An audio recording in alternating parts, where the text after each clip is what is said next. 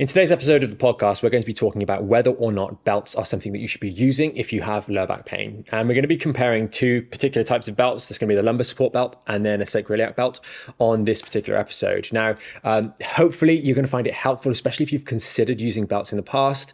But first, before we get into that, one of the important distinctions we want to make on today's episode is if you're a powerlifter, you're performing at a high level bodybuilding, etc., and you're using belts, that's a completely separate topic. So if that's you, then this video is not for you. This is for the average person who's got some back pain, maybe you've had it for a longer or shorter period of time, and you're considering whether or not belts could be something that could help you from a symptom point of view because you have a bad back, not someone who's an athlete trying to seek higher levels of athletic performance. That's a different kettle of fish. So enough on that. Let's start off by getting into why you might consider using a belt in the first place. And from experience, the reality is that most people, when the very first time they injure their back, they don't tend to go for a belt of some description. It tends to be the person that's had either a long-standing lower back pain, hey, I'll give a belt a try, or they've had on and off lower back pain and it's kind of gradually getting worse. And most of the time, those sorts of episodes are really one issue that's just not being resolved effectively, even though they might be separate episodes, so to speak, or flare-ups. Even if the symptoms themselves aren't quite identical, they tend to be all related to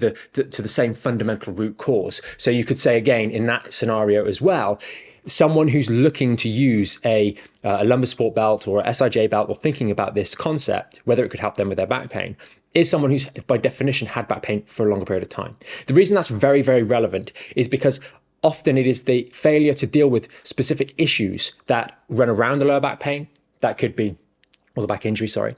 That could be the occupation, what you're doing with your body every day at work. It could be the lifestyle habits. It could be the fitness habits, the things that we do or don't do from a fitness point of view. All those other sorts of things, the strength, the weakness that might or might not be in our body, the postural factors as well. All of those other areas often are not addressed, and they are under the radar, often because you're not even aware of those things, perhaps. They haven't officially been identified, so you couldn't possibly know whether or not they need to be addressed in any meaningful way. The way in which you engage your core, the way in which you hold yourself, all of these other things are factors which are often not properly rectified and dealt with. And they're there in the background. So when we just overlay a belt, we kind of see that those issues can potentially make that even worse if we do that incorrectly. So hopefully today's episode will help you guys understand whether a belt is for you specifically. And that's really why we do these episodes of the podcast. We do them to help you guys have a better understanding of particular topics, particular diagnoses, and just like today's episode, particular devices that can or cannot help you. So if we start off by looking at the actual two types of belts that we have, and I'll just cover them on the spine very briefly now because we're going to get into what they're doing a little bit later on. But we have the lumbar support belt. Now, this could be a large corset style belt, which is going to run sort of the gap between your pelvis and your rib cage. So it's going to be quite broad, like a corset, essentially. And that's going to run around this area here. And then we've got the sacroiliac joint belt, which is going to run below the iliac crest, okay, below your sort of the hip, in your hip region. And that's going to run around here. Okay, both are going to provide compression at the site that they are, and they're going to provide the most compression at the midpoint of the belt, generally speaking. So if you're wearing the corset style, if it's running in this region, it's going to mostly provide compression around this level, and obviously it can't come right onto the bone. So it's always going to sit at the lowest point about here. This is very important for what we'll talk about in a moment. The sacroiliac belt, on the other hand, that's going to sit right in here at this particular level, obviously running around the whole of the pelvis, and that's, again, sitting right here, thinking about the lower back issue, and that's going to provide compression through the sacroiliac joints. So we'll come back to those in a moment. Before we do, we need to take a moment to think about what are the common issues that cause us back pain, the most common diagnoses. And they're things like disc injuries, whether it's a herniation, a bulge, a slip disc, a really bad herniation of some description, or degenerative disc disease at a particular level. That's some of the common diagnoses. We've got other issues like spinal arthritis, stenosis. We've got spondylolisthesis, maybe a more significant issue down there in the lower back. But what do all of these conditions, the diagnoses, have in common? They are going to affect specifically the L4-5 and L5-S1 most. That's not always the case, but generally speaking, when we have someone, and I'm talking about literally thousands and thousands of patients and x-rays, most of them that have long-standing lower back pains have the main bulk of their issues at the L4-5 and L5-S1 region, one or the other or both. It tends less to be higher up in the lumbar spine, and that's not to say there aren't issues up there, but they tend to be secondary to the lower back or lower back issues. And for reference, where they are is right here. L4-5, so the joint between here and here, and L5 and S1. That is the area that we are looking to arguably protect with any sort of procedure or activity or support that we are using. And in this case, we're thinking about the lumbar and sacroiliac joint belts and the effect they're going to have on that injury to provide more stability, because belts do one thing. And if we take a moment to think about a knee or elbow support, which are regularly used for people that are trying to rehabilitate an injury there, what has happened? Let's take the knee example, knee for example. We've got a medial collateral ligament strain, or maybe we've strained some of the cruciate ligaments, whatever the case may be. The support is there because the ligament provides a degree of tension and integrity to the joint so it can function effectively when the muscles pull on the joint.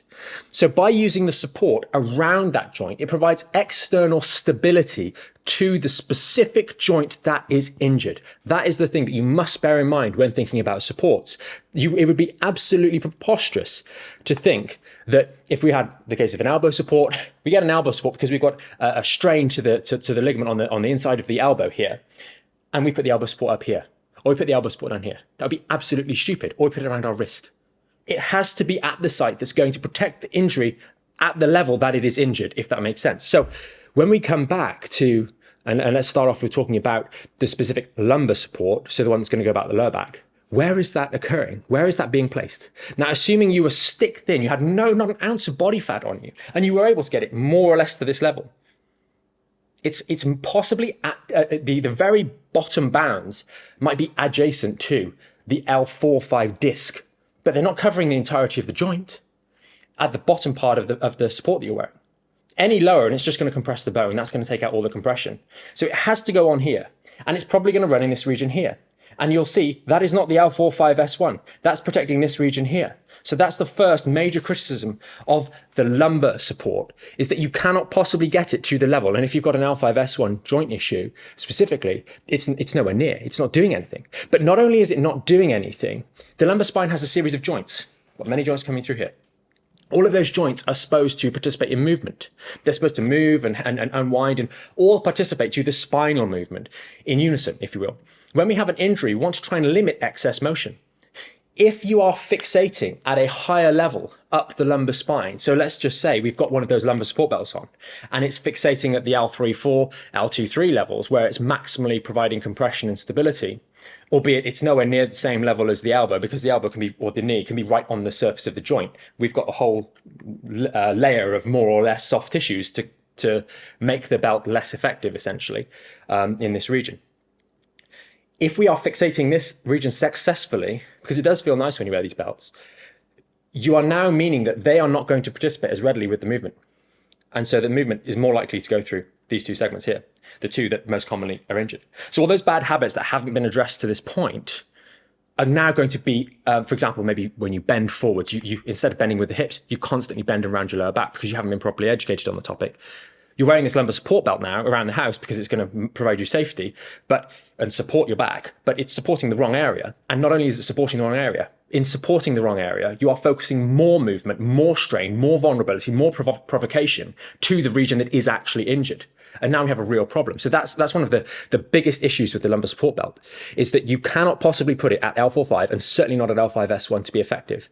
And therefore, you are going to be effective at L2-3, L3-4, which means they are not going to move as readily. And therefore, the areas that don't move, the areas that are not being restricted by the belt are going to be the ones that are injured and the ones that are most likely unstable or vulnerable to excess movement already by virtue of the fact that they have an injury. So that's the first one. And then we see the sacroiliac joint as a comparison, the sacroiliac joint belt. This loop tends to be a little bit thinner than maybe some of the lumbar support belts, and it's going around the hips. And it's a sacroiliac joint belt. It's coming around here, it's attaching on the one innominate on this side, the one innominate on this side, front and back as well, and compressing in. Now, that actually is going to work. It's going to provide compression to the sacroiliac joint and jam it into place, hold it into place, which ultimately is going to be very effective in what it's doing, fundamentally. The thing we need to think about is sacroiliac joints, and we want to just move pregnancy perhaps to one side for the moment because there are some physiological changes that take place during pregnancy, laxative ligaments, etc., movement happening down there that kind of mean there's additional nuance, which I won't get into in today's episode because it's more for the general population. But we are compressing at the level of that sacroiliac joint and the sacrum. One of the common things, again, I referenced the thousands and thousands of x-rays that we've seen, most commonly lower back issues tend to run hand in hand, especially I'm talking about the long-standing issues, which again, from the start of the episode, it's most likely that you're looking at a belt if you've got a long-standing issue of lower back, because you tend not to go to them straight away. You tend to just let it get better on its own or ignore it, and as unfortunately is many cases. And in most of these cases where we have the reduction in lumbar curve, we're in a position where, by virtue of our standing upright position with that reduced lumbar curve, and we get into this on many other episodes of the podcast, the reasons for this, modern life, the significant presence of sitting for too long with a flattened lower back. If our spine is already flattened out, the sacroiliac joints are flared to a degree, and they have relatively more motion available than in a nice neutral position where the spine has its natural lordosis. So what we're doing is we're leaving the spine in the flex position, or the flattened out lumbar curve, the posterior tucked pelvis, and then we're providing extra compression, when really what we need to be doing is actually putting the spine into its appropriate position so the sacroiliac joints appropriately re-engage, and that's dealing with the problem, as opposed to using the belt, which is not properly identifying all of the factors at play.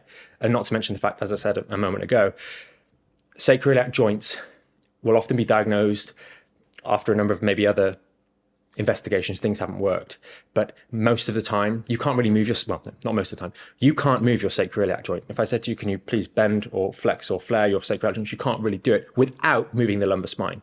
And that is to say that most people will have some sort of lumbar issue that is translating into the sacroiliac joint, meaning that they are also a problem as well, or flared up or aggravated as well. And you need to focus on dealing with the lumbar spine issue so that the sacroiliacs can normalize and can start to be less aggravated on a daily basis, and everything can work appropriately again. So that's something to bear in mind. But kind of a little bit of a rabbit hole that we won't go down in too much detail. But if we come back to the belt itself and what it is doing here, it's doing two main issues, or main things, if we will. Number one, it's fixating around the pelvis. Great, okay. So it's stopping the sacroiliac joints moving as much as they should do. But it's creating a fixation point. And now, what's going to happen? Any movement, bending, etc., is going to happen through the L5S1. Most at the L5S1, then second most at the L45, and then dissipate it further up, because we've got this artificial restriction. And just above a restriction and just below a restriction, we require more movement to compensate if we're going to move normally around in daily life.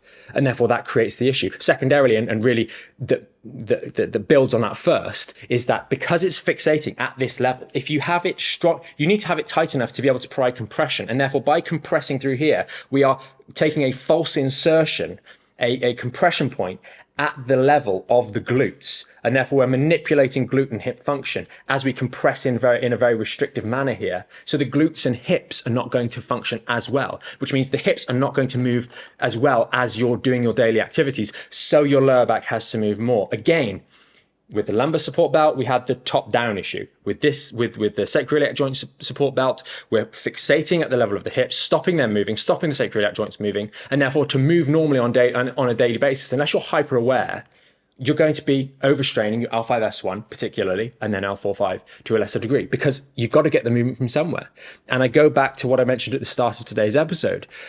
There are likely the person that's seeking out using these sorts of belts, and that's not a criticism, it's just a statement of fact, is often not the person that has back pain for a day or a few days or a few weeks for the very first time. It's that you've had long-standing lower back pain. And the reason that the long-standing lower back pain has been there is because we haven't addressed all of the causative factors that affect us every single day that stop us getting better. We might go in for a fantastic treatment, a fantastic therapy, whatever it may be, whether it's an osteopathy session, a chiropractic session, a decompression session, injections, maybe we had a surgery. If we don't address the things we're doing on a daily basis correctly through education and understanding and evaluation, then we're going to continue to do those things for 23, 24 hours of the day, or maybe 16 to 18 of the waking hours, that are making us worse. We have to eliminate those things. Otherwise, we just put a belt on and we continue to make things worse at a faster rate. Now, there are a few, that's the kind of the differences between the two belts. The final bit I was going to go through was just a couple of sort of commonalities, common differences, common criticisms of using the belts. Now, number one, they don't help the cause. I've already just discussed that and have alluded to that numerous times. The belt does not make you stronger. It does not help healing. It does not do any of those things. We can make the statement of utility in certain very, very select cases for a very short period of time, one-off occasions, perhaps. Let's just suppose you were going to a wedding, for example, or you had some sort of event where you were going to be standing up for a long period of time, not really much movement, and you've got a very, very severe vulnerability in your lower back, and it's a very peculiar scenario that you just have to go for whatever reason it may be, and you might wear the support belt at that point for that period or a short period of abnormal activity. If you really absolutely have to go, that might be an approach, but that should really be done on a case-by-case basis. And you should go through the process that we've been through today to help you understand things. And if you're going to wear the belt, all the same criticisms will apply if you're just not moving correctly, if you're doing all those other or doing all those other incorrect things on a daily basis. But fundamentally, the belt does not help the cause. The second thing is that it feels nice. It actually does feel nice, especially the lumbar support belts. When you put that compression on, it's like, oh man, it feels so good. So you can relax. What happens when you relax? Your muscles go all soft because the belt's doing its job fundamentally in a certain area, maybe not the area that you need it to do its job. Worth thinking about, but it becomes a crutch, and that crutch means that because it feels so nice when you put it on, you hook that to it being good for you, and you start to use it more and more and more. Now, I understand that when people say, well, I won't use it all the time, but it becomes a crutch. We've got the best intentions when we do these things, but often it's like, oh, I'll just put the belt on, I'll just put the belt on, I'll just put the belt on, and you find you use it more and more and more. Ultimately, belts wear out. That's the second thing. The elastic in the belt is going to start to wear out. It's going to start to get weaker. It's going to start to be less effective, and then you're going to need to get a new one. Or you're going to be less aware of it being less effective, and it's going to start to do its job less well. And then we've got vulnerabilities that have opened out. Because the final point that I make here really is that the belt is taking away a role that maybe what little role or stimulation your daily activity was providing for your core, and now your core is weaker. And therefore you feel more vulnerable when you don't have the belt on. So you feel you need the belt more. So your muscles do less. So they get weaker, and you get stuck in, and there's many examples of this, other different examples of these negative feedback loops where the less you do, the less you can do. So you get more injured. So you do less. So you've got less confidence. So you do less. So you get weaker, and so on and so forth. And it just becomes a downward spiral. And that's the real risk with the belts. And maybe a final sort of a bonus one, if you will, is that it gives you this confidence. The first couple of times you use it, you feel so good. So you get confident. So you start doing things that ordinarily you'd have a little bit more reserve. You'd be a little bit more reserved about doing. It might be, oh, well, I'll just go and do some work in the garden because the belt feels really nice. And then you're bending and doing all those other things that are focusing strain through L4-5, L5-S1, where your injury is, and they're not protected. And not only are they not protected, the stress is being focused through those areas even more.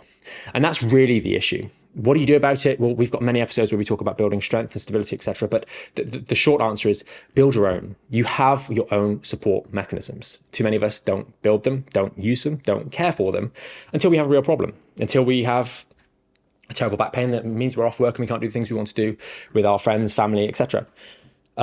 That's the real issue. You must build your own support. And unlike the physical belt that you might wear that wears out, the more you use your support mechanisms, the more you stimulate your muscles through the appropriate, safe rehabilitation, learning to move correctly, learning to use them correctly, learning to protect that particular area correctly, say the L4-5 and L5-S1, the most common region for lower back issues or the causes of lower back issues to reside, the stronger it will get. Therefore, the more resilient it will get. Therefore, the more it will compound your positive healing that's trying to take place every day in that region.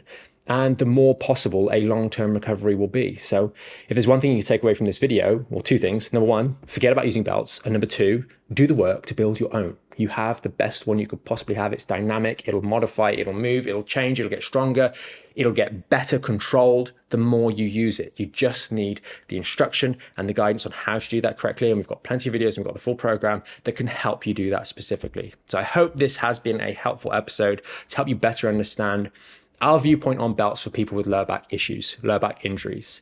And it's made you perhaps better appreciate what it can or cannot do for your specific lower back pain. If you're fortunate enough to have a diagnosis and you know exactly what's going on down there, it is L4-5-S1, there's some disc injuries there, we've got a little bit of stenosis going on, or we've got XYZ diagnosis at that level, forget about using belts. Save yourself the time, save yourself the money, save yourself the heartache, and do the right sort of things, building your own support mechanism that works the whole way through your spine and that will provide real support and ultimately get you out of pain in a lasting way that will be for the long term. So if you made it this far, you got any questions, anything was ambiguous about today's episode, please do post it in the comments below. I hope it was helpful, and I hope it was helpful to just kind of show you where it is on the spine so you can get a better understanding of precisely where we're talking about. If you've got any questions, post them in the comments.